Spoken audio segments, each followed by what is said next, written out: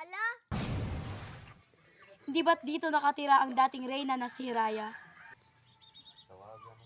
Na, naadjust ang tape.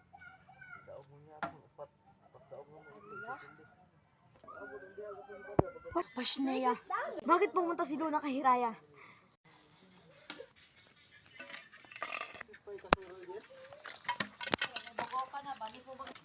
Pasneya, Agata, Luna.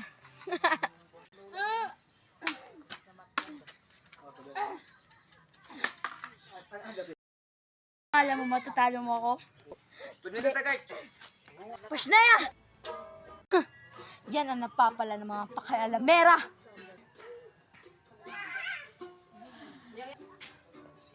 Sa wakas, nakalabas na ako sa aking kulungan. May binubulong ang aking kapangyarihan. Magandang balita. Nakalabas na si Arde sa kanyang kulungan. Sakop ko na ang buong Birbanya!